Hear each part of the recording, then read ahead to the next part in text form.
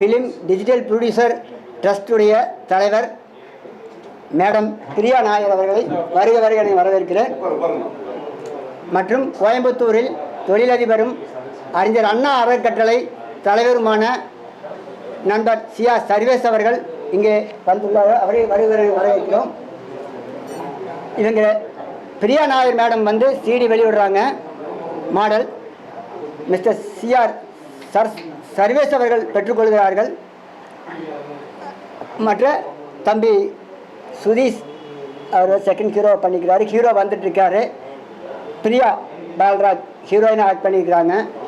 எங்கள் சப்ஜெக்ட் பார்த்தீங்கன்னா சிவகாசியில், அதாவது விருதுநகர் மாவட்டம் சிவகாசியில் சட்டவிரோதமாக செயல்படுற தொழிற்சாலைகள், அதாவது பட்டாசு தொழிற்சாலை, சட்டவிரோதமாக செயல்படுற தொழிற்சாலைகளை அப்புறப்படுத்துறதுக்கு போராடுற சமூக ஆர்வலருடைய கதை. இது நிறையா சம்பவம் நடந்துகிட்டே இருக்குது. நேற்றுக்கு கூட சிவகாசியில் சட்டவிரோதமான தொழிற்சாலையில் வெடி விபத்து ஏற்பட்டு 3 பேர் செத்துருக்காங்க. அது மிகப்பெரிய வருத்தத்தை எங்களுக்கு கொடுக்குது. அது மாத்திரம் இல்லாமல் இது மிகப்பெரிய தாக்கத்தை ஏற்படுத்தும் அப்படிங்கிறது எங்களுக்கு நம்பிக்கை. இதனுடைய 80% ஷூட்டிங் கோயம்புத்தூரில் அன்னூர் பகுதியிலையும், தாராபுரம் பக்கத்தில் மிகப்பெரிய வறட்சியான கிராமத்தில் 20% ஷூட் பண்ணிக்கிறோம். முற்றிலும் புதுமுகங்கள், ஒருதலை ராகத்தில் டி ராஜேந்திர அவர்கள் எப்படி முற்றிலும் புதுமுகங்களை வச்சு எடுத்தாங்களோ அந்த மாதிரி நாங்கள் 35 வருஷத்துக்கு அப்புறம் முற்றிலும் புதுமுகங்கள், அதாவது புதுமுகங்கள்னால் இவங்களுக்கெல்லாம் வாய்ப்புகள் கிடைக்காம கஷ்டப்பட்டவங்க. நானும் நிறைய ஆர்டிஸ்ட்கிட்ட கேட்டு இந்த சப்ஜெக்டில் நடிக்க விருப்பமில்லை சொன்னாங்க. அதனால் புதுமுகங்களை வச்சு எடுத்துருக்குறோம். அதனால் இந்த படத்துடைய மியூசிக் டைரக்டர் கௌதம் சந்திரன் அவர் இன்னும் வரல, வந்துட்டுருக்கார் சொல்கிறாரு. அதுபோக கேமராமேன் வந்து ஜெயபால் மாணிக்கம் சொல்லிவிட்டு அவரும் வரல. ஆனாலும் படத்துடைய சாங் ரிலீஸ்க்கு உண்டான அத்தனை வேலையும் நாங்கள் செஞ்சுட்டோம். உங்களுடைய ஒத்துழைப்பு எங்களுக்கு கேட்குறோம். இது போக அரசாங்கத்துக்கு பல்வேறு கோரிக்கைகளை வைக்கிறதுக்காக நாங்கள் இந்த ப்ரெஸ் மீட்டை பயன்படுத்திக்கிறோம். எங்களுடைய திரைப்பட சம்மந்தப்பட்டமான, திரைப்பட தொழிலாளர்கள் சம்மந்தப்பட்டமான, திரைப்பட தயாரிப்பாளர்களுக்கு உண்டான கோரிக்கைகளையும் இந்த இடத்துல நாங்கள் அரசுக்கு வைக்க போகிறோம். அதை விரிவாக மேடம் பிரியா நாயர் அவங்க பேசுவாங்க. மற்றபடி நீங்கள் எது வேணால் கேட்கலாம். வணக்கம். வணக்கம், நான் Priya Nair, Indian film and digital producers அசோசியேஷனோட பிரசிடெண்ட்டாக இருக்கேன். ஆக்சுவலி பார்த்தீங்க அப்படின்னா காக்கிவாடன்பட்டி ஆடியோ லான்ச்சில் கலந்துக்கிறது வந்து ரொம்ப ஹாப்பியாக இருக்குது. இப்போ காக்கிவாடன்பட்டி படம் பார்த்தீங்க அப்படின்னா அவர் வந்து ரொம்ப கஷ்டப்பட்டு, சொல்லப்போனால் ரொம்ப டியூரேஷன் எடுத்துக்கிட்டு இந்த படத்தை பண்ணாங்க.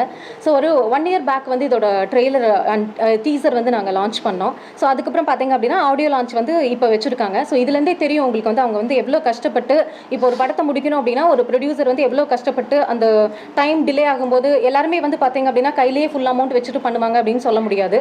ஸோ ஃபினான்ஸ் ஆப்ஷன்ஸ் கூட போயிருக்கலாம். ஸோ அந்த இன்ட்ரெஸ்ட் அந்த மாதிரிலாம் பண்ணி ஒரு படத்தை முடிச்சு கொண்டு வரதுக்குள்ள அவங்க வந்து ரொம்ப கஷ்டப்படுவாங்க.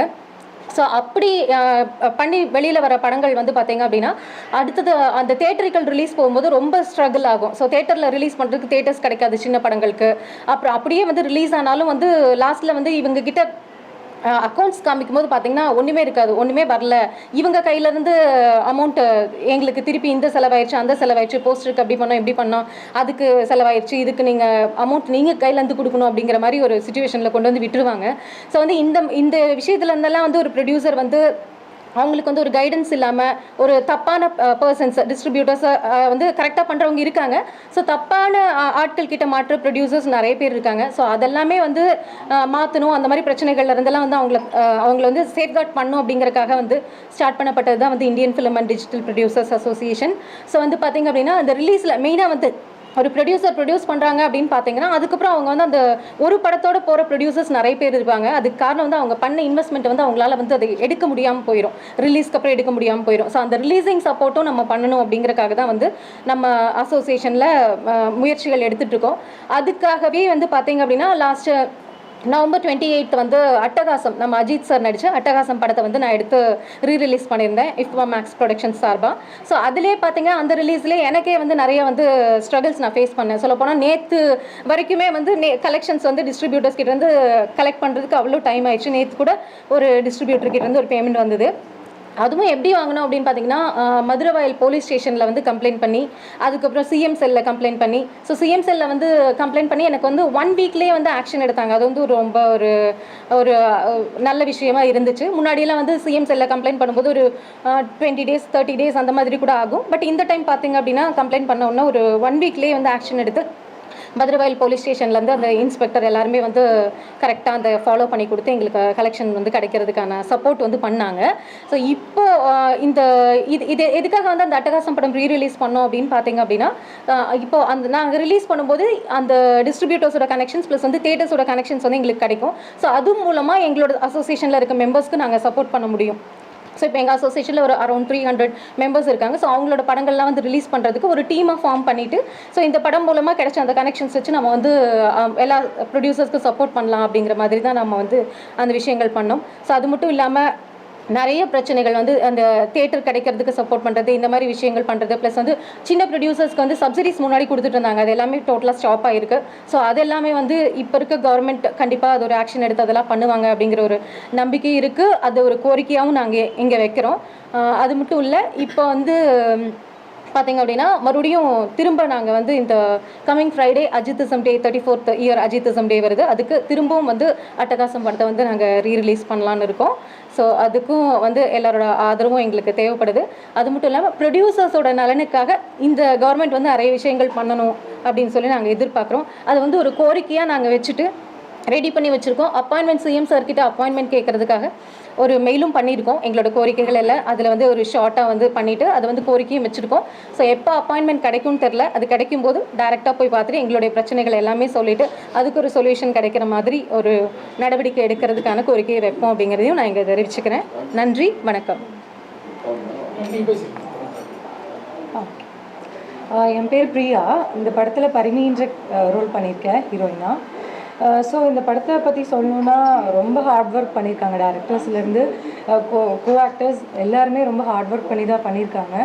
ஸோ நான் ஆல்ரெடி சொன்ன மாதிரி எல்லா சீன்ஸுமே வந்து மோஸ்ட் ஆஃப் வெயிலே எடுக்கிற மாதிரி இருக்கும். ஸோ ஸ்லிப்பர்ஸ் இல்லாமல் கூட நாங்கள் பண்ணியிருக்கோம். ஸோ ஒவ்வொரு சீனுமே வந்து டைரக்டர்ஸ் வந்து முன்னாடியே எக்ஸாம்பிள் எப்படின்னா இதை நடிச்சு காட்டுவார். ஸோ இந்த மாதிரி பண்ணுங்கள். ஸோ அவங்க ஐடியாஸ் எல்லாமே அவ்வளோ சூப்பராக இருந்துச்சு. நடிக்கிறதுக்குமே சரி, ரியல் ஸ்டோரிங்கும் போது எங்களுக்கு நிறைய விஷயம் நான் கற்றுக்கிட்டேன். ஸோ இந்த பட்டாசு இதில் வந்து இவ்வளோ இஷ்யூஸ் வருமா அப்படிங்கிறது அந்த நடிக்கும்போது நிறைய விஷயம் நான் வந்து லேர்ன் பண்ணேன். இந்த படத்தை கண்டிப்பாக நீங்கள் தேட்டரில் பார்க்கணும். இது நல்லபடியாக ரிலீஸ் ஆகும்னு நம்புகிறேன். ஸோ நீங்கள் எல்லாருமே தேட்டரில் பார்த்து சப்போர்ட் பண்ணணும். தேங்க்யூ.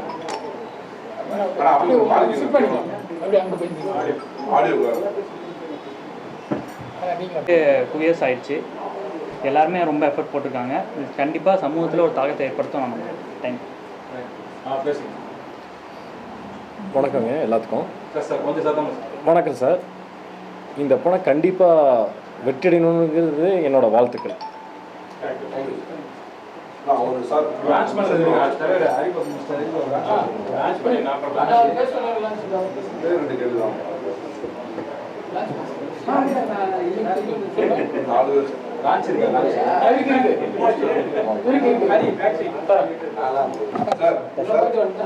இந்த ஸ்கிரிப்ட்ல யார் நடிக்கிறதுல காரணம் என்ன சார்?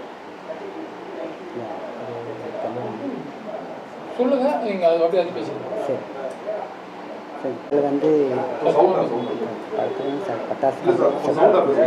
பட்டாசு கம்பெனி சப்ஜெக்டாக ஃபுல்லாமே சட்டவிரோதமாக இயங்குகிற கம்பெனியில் எவ்வளோ கஷ்டங்களுங்கிறத நாங்கள் நேரடியாக ஆய்வு செஞ்சுருக்கோம்.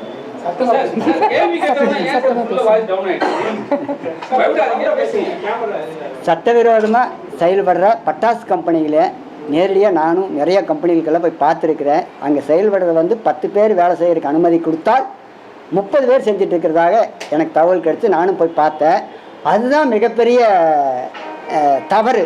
அதை அதிகாரிகள் தான் கண்டிக்கணுமாமா. அதிகாரி கண்டிக்கிறது இல்லைங்கிறது தான் அங்கே இருக்கிற மக்களுடைய புகார். அப்போது ஒரு ஃபேக்ட்ரி இருந்துச்சுன்னா அந்த ஃபேக்ட்ரிக்கு 4 பக்கம் வழி இருக்கணுங்களாமா. அந்த பட்டாசு கம்பெனி ஒர்க் பண்ணுற பக்கம் 4 பக்கம் வழி இருக்கணுமாமா. அந்த மாதிரி எங்கேயுமே இல்லைங்க. 2 பக்கம் தான் வழி இருக்குது. ஆனால் ஓடுறதுக்கோ தப்பிச்சு போகிறதுக்கோ வழி இல்லாமல் வேலை செய்கிறது குடோன் மாதிரி அழைச்சி வச்சு தான் வேலை செய்கிறாங்க. அதே மிகப்பெரிய தவறு. அதைத்தான் இந்த படத்தில் நான் முழுக்க காட்டு ஃபுல்லாக க்ளோஸ் பண்ணி தான் ஒர்க் பண்ணுவாங்க. 10-30 பேர் வேலை செய்வாங்க.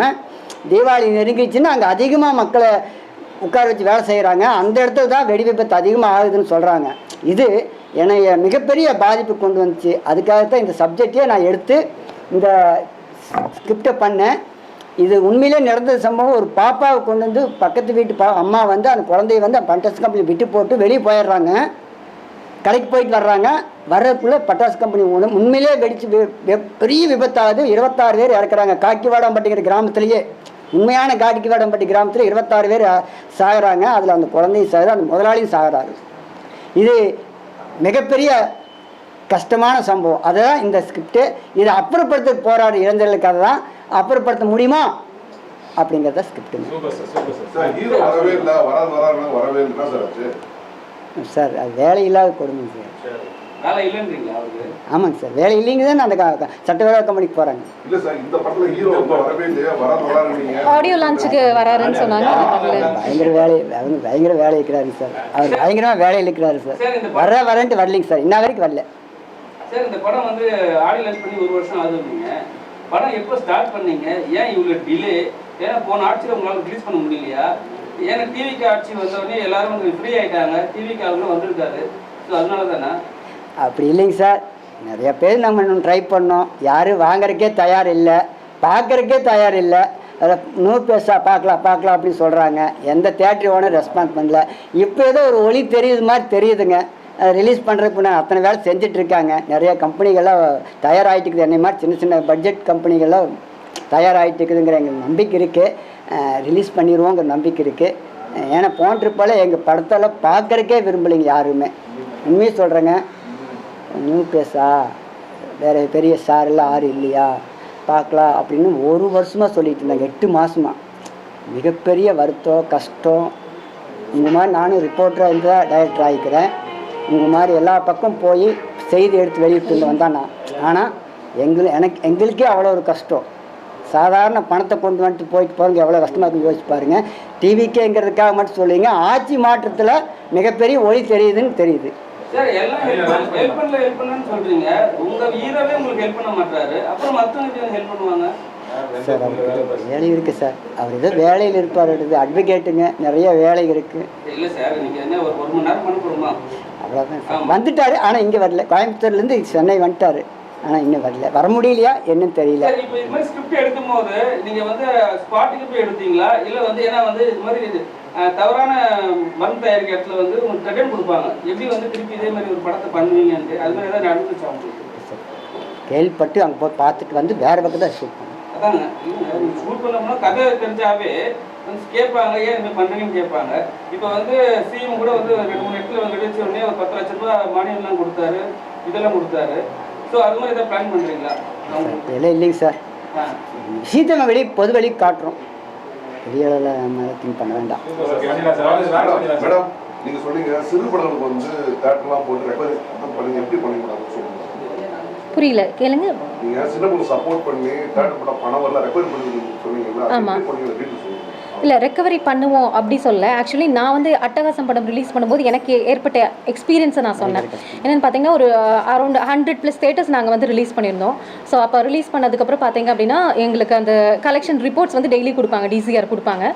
ஸோ அந்த மாதிரி டிசிஆர்ஸ் வந்து வந்துச்சு. இன்றைக்கும் சொல்ல போனீங்க பார்த்தீங்க அப்படின்னா மீஞ்சூர் கேகே சினிமாஸ்லேருந்தெல்லாம் எங்களுக்கு இன்னும் இது ரிப்போர்ட்டே வரவே இல்லை.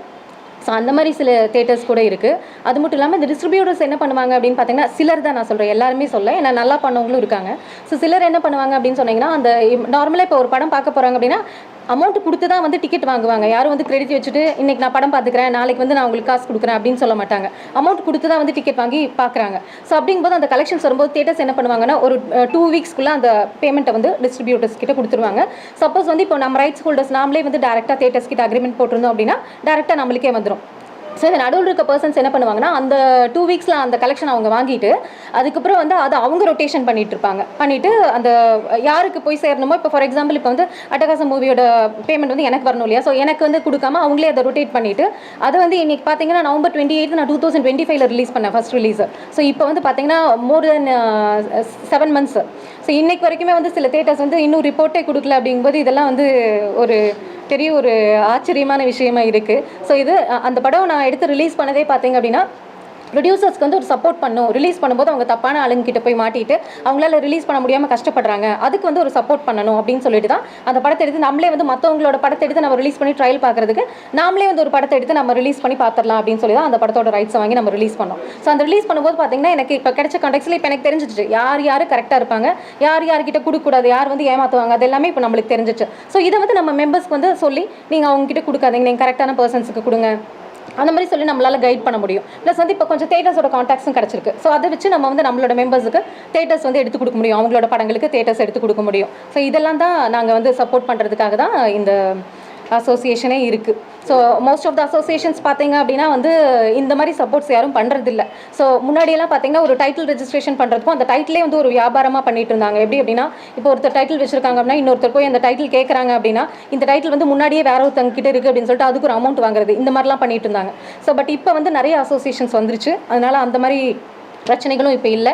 ஸோ இப்போ மெயினாக சப்போர்ட் பார்த்தீங்க அப்படின்னா இன்வெஸ்ட் பண்ணுற இன்வெஸ்டர்ஸ்க்கு வந்து அந்த அமௌண்ட் வந்து ரிட்டர்ன்ஸ் எடுக்கிறது தான், அது ஒரு பெரிய பிரச்சனையாக இருக்குது. ஸோ அதுக்கான சப்போர்ட் வந்து நம்ம அசோசியேஷன் நம்ம மெம்பர்ஸ்க்கு பண்ணுறதுக்காக நம்ம நிறையா ஒர்க் பண்ணிகிட்ருக்கோம். ஸோ நம்ம காக்கிவாடன் பட்டியோட ரிலீஸ்க்கும் கண்டிப்பாக நாங்கள் வந்து சப்போர்ட் பண்ணுவோம்.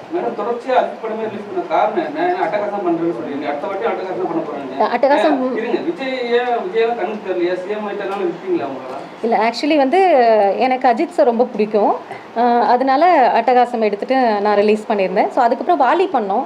ஸோ அதுக்கப்புறம் வந்து திரும்ப அட்டகாசம் இப்போ 34th இயர் ஆஃப் அஜித்திசம் டே வரதுனால இப்போ மறுபடியும் வந்து 31st நம்ம ஜூலை 31st வந்து அட்டகாசம் திரும்ப ரிலீஸ் பண்ணுறோம். அடுத்தது பார்த்தீங்கன்னா அஜித் சார் மட்டுமே நான் எடுக்கல அப்படிங்கிறதுக்கு சொல்கிறேன். நெக்ஸ்ட் வந்து குத்து பண்ணுறோம் நம்ம சிம்பு சாரோடது. ஸோ அதனால் அவர் மட்டுமே அப்படின்னு கிடையாது, பட் வந்து அவர் ரொம்ப பிடிக்கும்.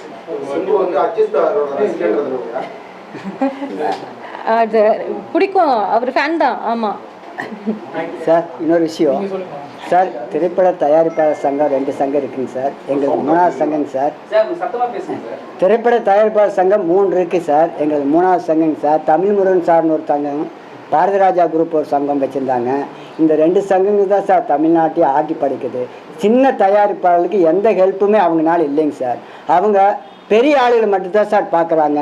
எங்களை மாதிரி எளிமையான ஏழையான சின்ன பட்ஜெட் தயாரிப்பாளர்களை எங்களுடைய கோரிக்கைகளை அவங்க கேட்குறதே இல்லைங்க சார். ஒரு பிரஸ் மீட்ல அமைச்சர்கிட்ட வந்து அவங்க தான் வந்து கோரிக்கையை வச்சாங்க, சின்ன படங்கள் தான் மெயினா வரணும், அவங்களுக்கு மானியம் தரணும்னு சொல்லியிருக்காங்க. இது மாதிரி தவறான அலிகேஷன் இருக்கக்கூடாது. சரி, இது நீங்கள் சொல்ல கேட்கோங்க.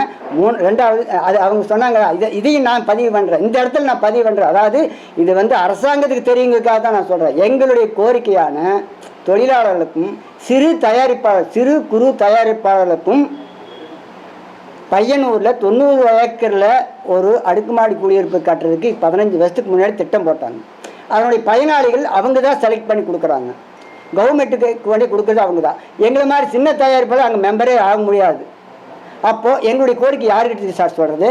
கவர்மெண்ட்டுக்கிட்ட சொல்ல முடியும். கவர்மெண்ட்டுக்கிட்ட நாங்கள் 30 நாள் ஆச்சு, 30 நாளுக்கு மேலே இருக்கும் நாங்கள் மெயில் பண்ணி எங்களுடைய கோரிக்கையை தமிழ்நாடு முதலமைச்சர் ஆர்கே செல்வமணி சொன்னது, எங்களுக்கு கொடுத்த நிலத்துல எங்களால வீடு கூட கட்ட முடியல இன்னும் கூட அப்படின்னு சொல்லியிருக்காரு. அவரே வந்து உதவிதான் கேட்டிருக்காரு, நீங்களும் உதவியே கேளுங்க. அதுதான் சார் நான் இப்போ கோரிக்கையா வைக்கிறோம். உதவியாங்கிறதோட கோரிக்கை எங்களை மாதிரி சிறு தயாரிப்பாளருக்கு அரசாங்கம் எங்களையும் கூப்பிட்டு உட்கார வச்சு பேசி இந்த பையனூரில் பில்டிங் கட்டுறதுக்கு உண்டான வேலை செய்யும்போது எளிய தயாரிப்பாளருக்கு உதவணுங்கிறது ஒரு கோரிக்கை. 2வது கோரிக்கை, சிறு குறு தயாரிப்பாளர்கள் மிகப்பெரிய தயாரிப்பாளர்கள் 2 இது இருக்குது சார். அதாவது கார்ப்பரேட் கம்பெனிகளும் 50 பேர்த்து வச்சு வேலை செய்கிற கம்பெனிக்கு 2 வித்தியாசம் இருக்குங்க சார். 50 பேர் வச்சு செய்கிற தொழிற்சாலைக்கும் அதே மின் கட்டணம், கார்ப்பரேட் கம்பெனிக்கு அதே மின் கட்டணம் கிடையாது. 40% குறைச்சி தான் கொடுக்குறாங்க. ஆனால் இங்கே சென்ட்ரல் கவர்மெண்ட்டில் எங்களுக்கு ஒரே சென்சார் சர்டிஃபிகேட் தான் 1.5 லட்சம் ரூபா கேட்குறாங்க. முன்னில் 25,000 50,000 இருந்துச்சுங்க சார், இப்போ 1.5 லட்சம் கேட்குறாங்க. ரஜினிகாந்த் சார் படத்துக்கும் அதே காசு, எங்களை மாதிரி நியூ பேஸ் படத்துக்கும் அதே காசு வாங்குறது கோரிக்கை. லஞ்சம் இல்லை. ஆமாம் ஆமாம், அதான் சார் சென்ட்ரல் கவர்மெண்ட்டில் இந்த மாதிரி ஒரு ஃபார்ம் பண்ணுறாங்க சார். ஆமாம், இது வந்து மிகப்பெரிய இழப்பீடு எங்கள் மாதிரி தயாரிப்பாளர்களுக்கு.